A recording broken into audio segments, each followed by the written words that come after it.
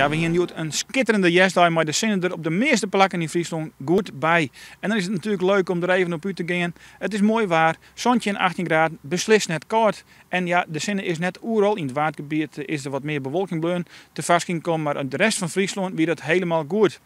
Hoe pakt het waar uit? We gaan naar Joen en vannacht. Joen en vannacht hebben we eerst opklarings, daarbij een temperatuur die zakt naar 10 graden. En in de rin van de nacht krijgen we het dan met mist en bewolking. En die zullen zich dan weer over heel Friesland uitbreiden. Daarbij net volle wind, die is zwak uit het noordesten. En dan morgen. We beginnen dus met mist en bewolking. Ik vast dat het droog is, dat het rustig is en de temperaturen die rennen dan starig op. En dan moet het zo wezen dat vanuit het zuiden de zinnen er weer bij komt. In het noorden en in het waardgebied bloot waarschijnlijk de bewolking van de zinnen hingen. De temperatuurverdeling is dus zo'n 15 graden in het noordwestelijk pad van Friesland tot zonnetje in het zuiden. Dan de verwachting voor de komende dagen.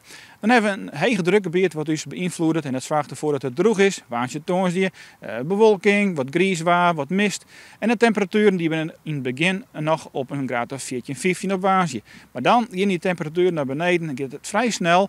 12 graden op toonsdier, 10 graden op vreed. En ook in de nachten wordt het benammen kouder, maar minima van 2 of 3 graden op vreed op sneeuw. En daarbij hebben we in het weekend waarschijnlijk te krijgen met een paar buien. Waar wel eens wat kans is op wat winterse delslag of wat hagel. Dus wat dat ook belangrijk, heel oorwaar aan het eind van deze weken. Maar morgen er nog maar even noffelijk op uit.